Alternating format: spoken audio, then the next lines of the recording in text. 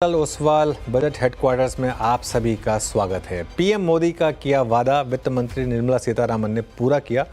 वित्त मंत्री ने इस बार के बजट में ऐसे ऐलान किए हैं जिनसे मिडिल क्लास की जेब में कुछ पैसा बचे और कंजम्पशन को बढ़ावा मिले। न्यू रेजिम के तहत 12 लाख रुपए तक की कमाई पर कोई टैक्स नहीं देना होगा। साथ ही फाइनेंशियल प्रूडेंस के तहत वित्तीय घाटे को भी काबू में रखने का ऐलान किया गया है। हालांकि सरकार ने कैपेक्स में ज़्यादा बढ़ोतरी नहीं की है, लेकिन शहरी इंफ्रास्ट्रक्चर को सुधारने के लिए 1 लाख करोड़ के अर्बन चैलेंज फंड का प्रावधान किया गया है। रोजगार को बढ़ाने के लिए लेबर से जुड़ी इंडस्ट्रीज़ के लिए भी कई कदम उठाए गए हैं। वहीं आर्थिक सुधारों के मोर्चे पर बड़ा ऐलान करते हुए इंश्योरेंस सेक्टर में FDI की लिमिट बढ़ाकर 100% कर दी गई है। ऐसे में क्या बजट बाजार के दिग्गजों की उम्मीद पर खरा उतरा है? क्या अब सरकार के बाद RBI की बारी है? इन मुद्दों पर चर्चा करने के लिए हमारे साथ जुड़े हैं व्हाइट ओक ग्रुप के फाउंडर प्रशांत खेमका, मोतीलाल ओसवाल फाइनेंशियल सर्विसेज के चेयरमैन रामदेव अग्रवाल जी, एबेकस एसेट मैनेजर के फाउंडर सुनील सिंघानिया जी और MK वेंचर्स के फाउंडर मधु केला जी। आप सभी का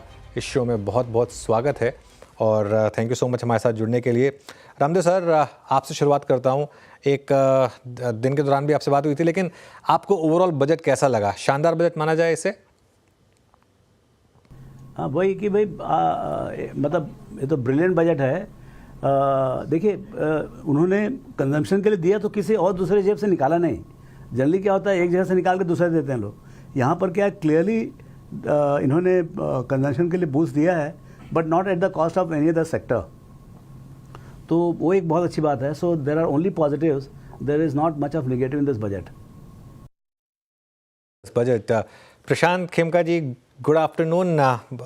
कैसे देखें इस बजट को? क्योंकि अगेन अच्छा प्रशांत जी अभी हमारे साथ जुड़ने वाले हैं, तब तक एक काम करते हैं, सुनील सिंघानिया जी के पास चलते हैं। सुनील जी, अब इसी बात को आगे बढ़ाते हैं, क्योंकि पिछले 4 से 5 महीने से हमने देखा था कि कंजम्पशन में काफ़ी दबाव था। तो इस बजट के बाद क्या कंजम्पशन को बूस्ट मिलेगा? आप देखिएगा ना, तो लास्ट साल भर में क्या क्या अपने हेडविंड्स थे। एक तो कंजम्पशन में ग्रोथ ही नहीं थी, दूसरा ऑब्वियसली लिक्विडिटी भी थोड़ी सी टाइट थी, और उसके रहते हुए भी both capex as well as consumption में थोड़ा सा इशू था। और ऑब्वियसली थर्ड था कि गवर्नमेंट का केपेक्स भी थोड़ा डिले हो गया इस टाइम।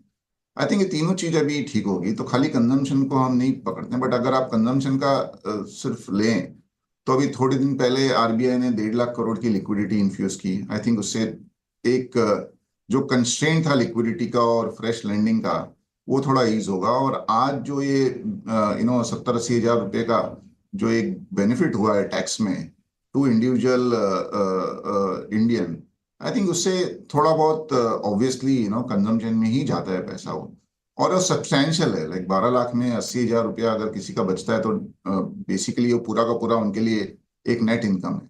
और उसको देखते हुए आई थिंक थोड़े से स्टॉक्स में ऑटो हो या कंजम्पशन हो या थोड़ा रियल एस्टेट हो, उसमें बहुत लॉजिकली एक अपमूव है। बट खाली टैक्सेशन के वजह से ऐसा नहीं है कि ये इसका पूरा सेक्टर 20-30% बढ़ सकता है। हाँ, थोड़ा बहुत एक रैली एक्सपेक्टेड थी, वो है।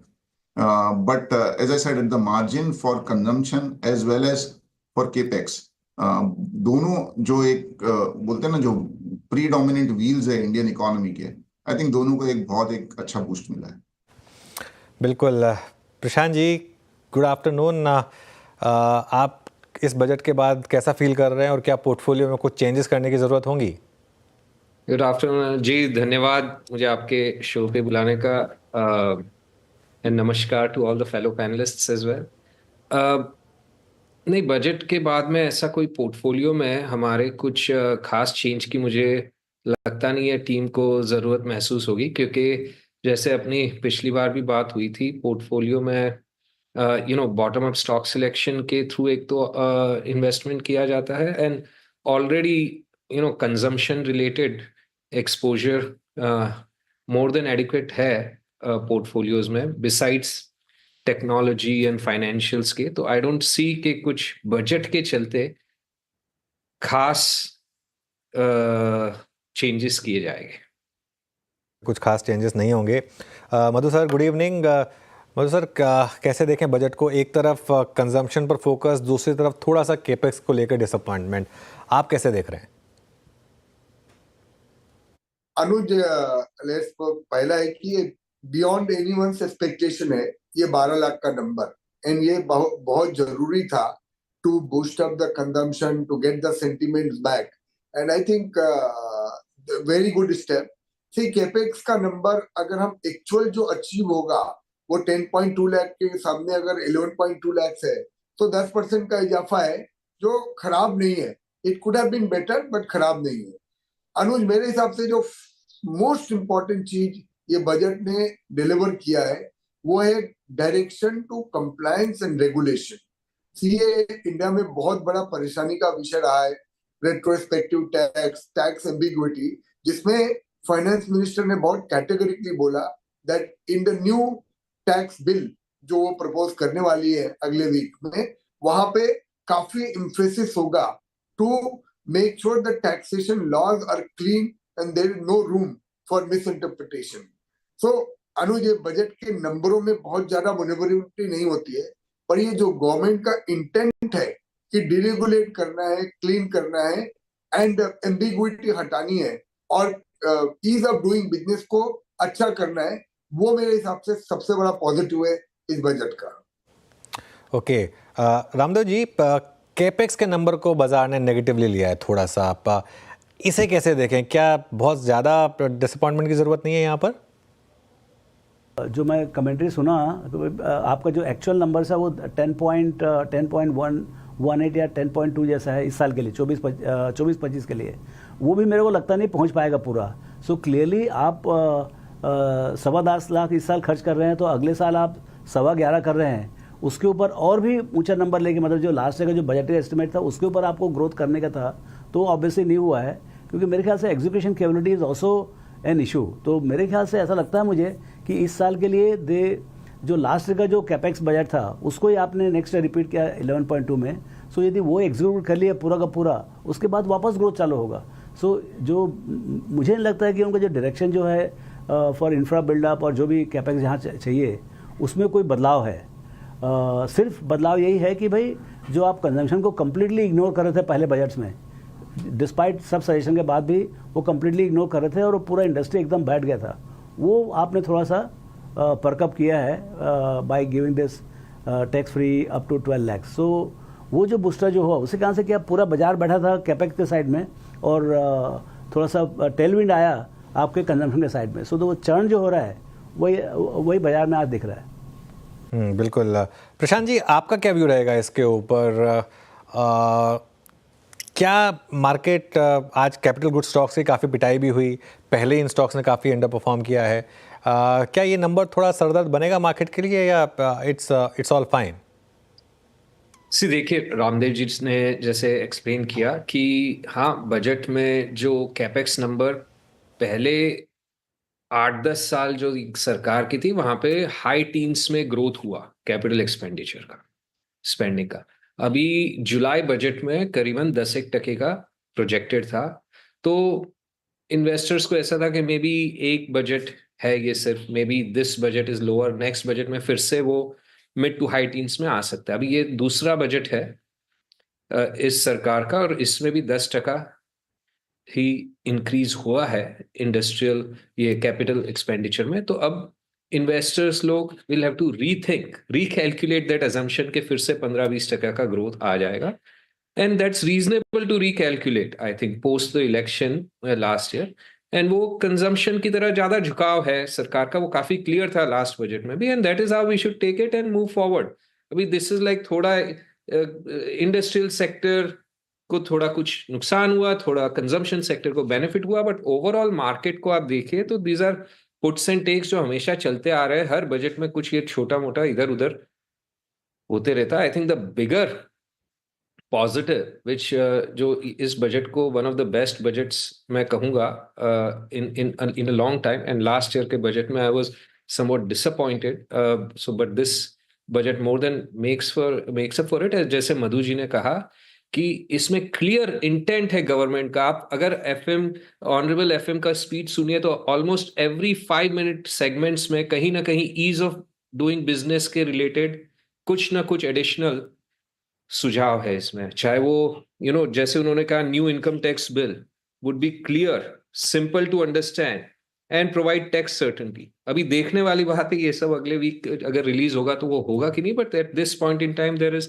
No need to doubt that. The only thing negative अगर मैं सोचूं इस बजट में ईज ऑफ डूइंग बिजनेस के हिसाब से जो मेरे खुद के पर्सनली काफी करीब है, वो कि गिफ्ट सिटी के लिए कुछ खास नहीं किया. बातें तो काफी गिफ्ट सिटी की हुई, बट जो मेन मुद्दा है जो जिसके वजह से कोई भी फंड मैनेजर्स हमारे जैसे वापस से इंडिया नहीं आ सकते, गिफ्ट सिटी नहीं मूव हो सकते, नहीं, GIFT City can be a major driver और major boost to job creation not only in GIFT City but more broadly and economic growth का एक वो इम्पॉर्टेंट हिस्सा हो सकता है जो पिछले 15 साल में because of some small issues has just not move forward the way honourable prime minister अपने मोदी जी का जो ड्रीम है गिफ्ट सिटी के लिए वो अभी तक साकार हो नहीं पा रहा है, एंड वो इस बजट में भी उसको एड्रेस नहीं किया गया है.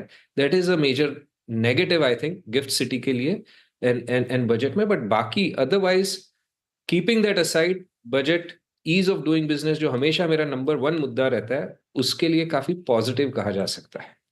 ये बात तो खैर मैं मानता हूँ आपकी कि शायद गिफ्ट सिटी के लिए कुछ रह गया, लेकिन क्योंकि अब हम बात कर रहे थे एफएमसीजी, कैपिटल गुड्स, इंफ्रा की, सुनील जी एक बार ये जो आज बजट के मेन सेक्टर्स रहे, एक तरफ एफएमसीजी कंजम्पशन में शानदार रैली, दूसरी तरफ कैपिटल गुड्स में डिक्लाइन, इन पर आपका क्या व्यू रहेगा? आई थिंक कंजम्पशन जैसे मैंने पहले कहा था लास्ट 1 साल में थोड़ा सा वीक था, और ऐसे भी बजट के पहले भी हमारा व्यू था कि कंजम्पशन अगले साल भर के लिए 2 साल के लिए काफी ठीक लग रहा है. मानसून्स बहुत अच्छे रहे हैं, रूरल इनकम अच्छी है, और थोड़ा सा एक लेटेंट डिमांड भी है. आई थिंक बजट से उसको थोड़ा सा और बूस्ट मिलेगा. तो हाँ, consumption at some point of time थोड़ा सा आई थिंक पोर्टफोलियो में अगर होगा तो अच्छा ही होगा, लेकिन हमारा थोड़ा सा वैल्यू की तरफ झुकाव है. तो काफी कंजम्पशन स्टॉक्स काफी महंगे हैं, बढ़ने के पहले भी महंगे थे और आज 2-3% और हैं. तो आई थिंक दैट्स वाई हमारा थोड़ा सा झुकाव डिस्क्रिशनरी कंजम्पशन पे ज्यादा रहता है, स्टेपल्स पे थोड़ा कम रहता है. केपेक्स जैसा मैंने कहा, इंडिया हैज टू ग्रो. तो इंफ्रास्ट्रक्चर हो, पावर हो, एयरपोर्ट हो, अक्रॉस एग्रीकल्चरल इंफ्रा हो, वाटर इंफ्रा हो, I think we can not live without infra and capex. तो आई थिंक उसमें हमारा व्यू पहले भी पॉजिटिव था, अभी भी पॉजिटिव है, और बजट ने ऐसा कुछ नहीं किया कि जिससे हमारा व्यू में कुछ चेंज आए. ऑब्वियसली इस साल कैपिटल एक्सपेंडिचर का क्या एलोकेशन है वो अभी तक पता नहीं है, वो देखना अभी भी बाकी है. बट ऐसा स्पीच को सुन के it is only positive not negative. Okay, Ramdev ji, तो क्या बजट से हम ये एक्सपेक्ट करें कि अब ये जो ग्रोथ स्टोरी है वो कैपेक्स से कंजम्पशन की तरफ शिफ्ट होगी? और एक मेरा सवाल ये है, क्या इस साल बाजार नया हाई लगा सकता है?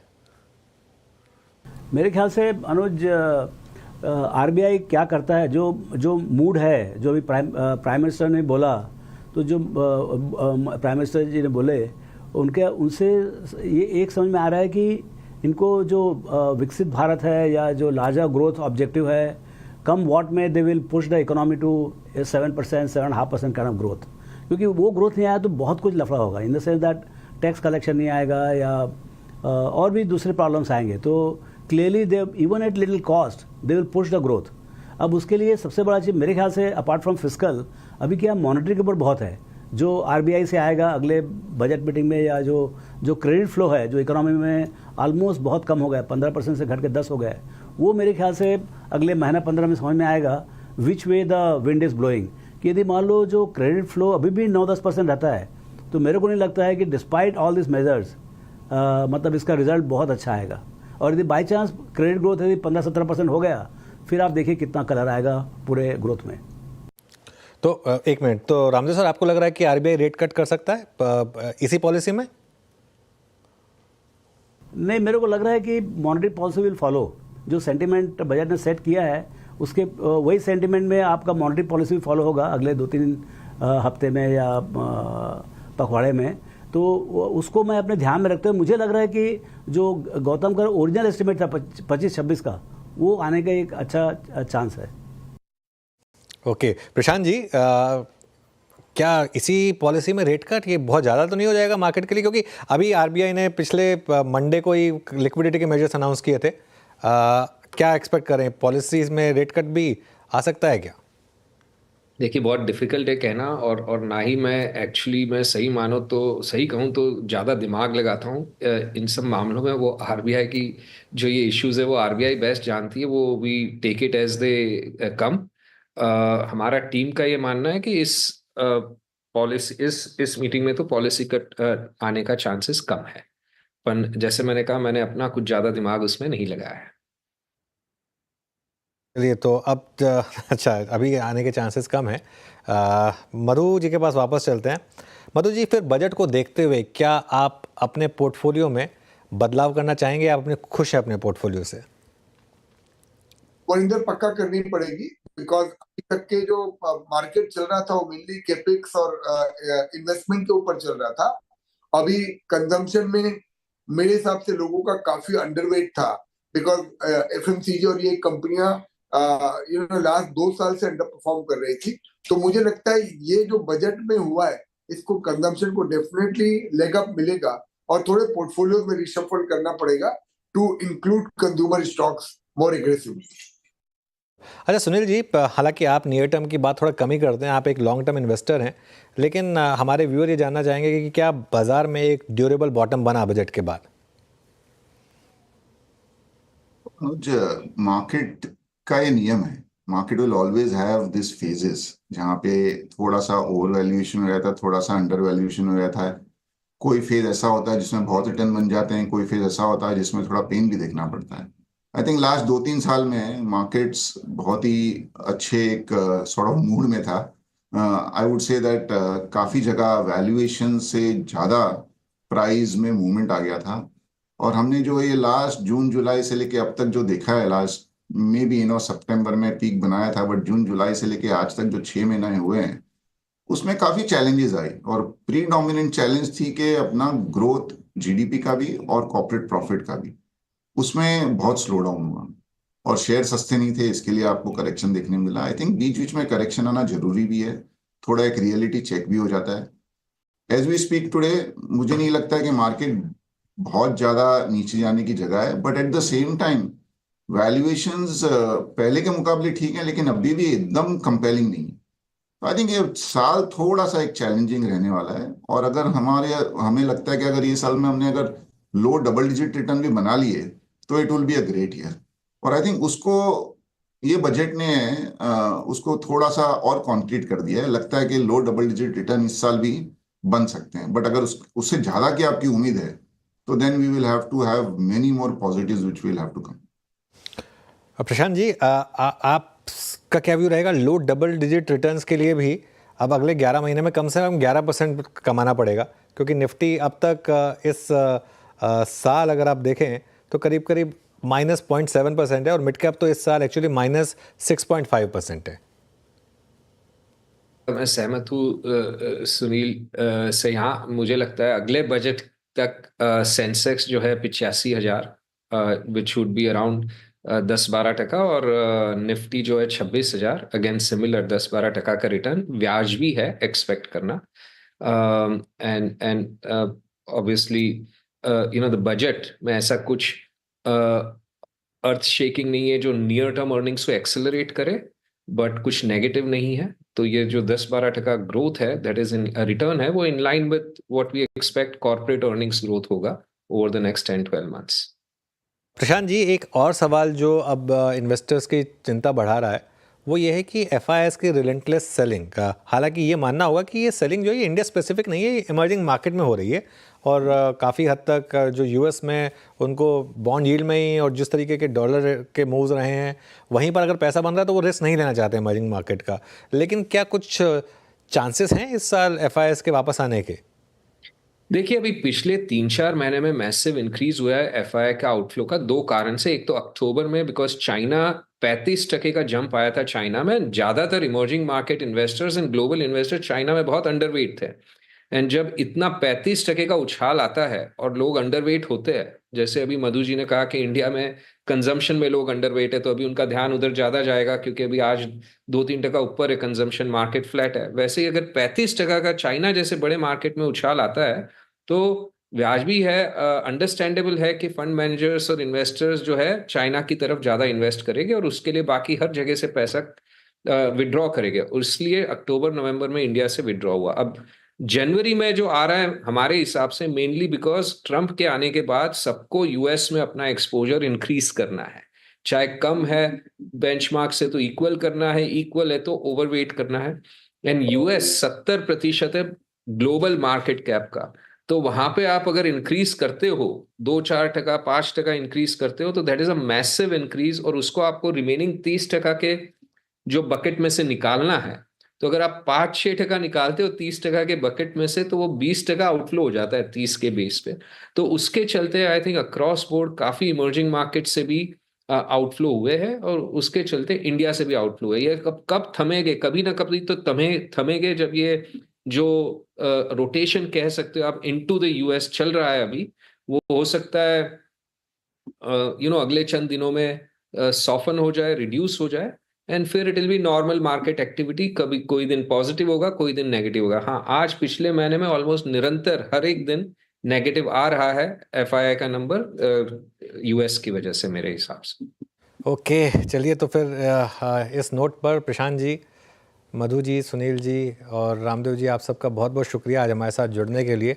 सैटरडे को बजट आया, उसके बाद भी आपने सबने समय निकाला हमारे लिए, उसके लिए बहुत बहुत शुक्रिया। और देखते हैं फिर मंडे ऑनवर्ड्स मार्केट कैसे रिएक्ट करेगा। इस खास कवरेज में इतना ही। आप जुड़े रहिए CNBC आवाज़ के साथ।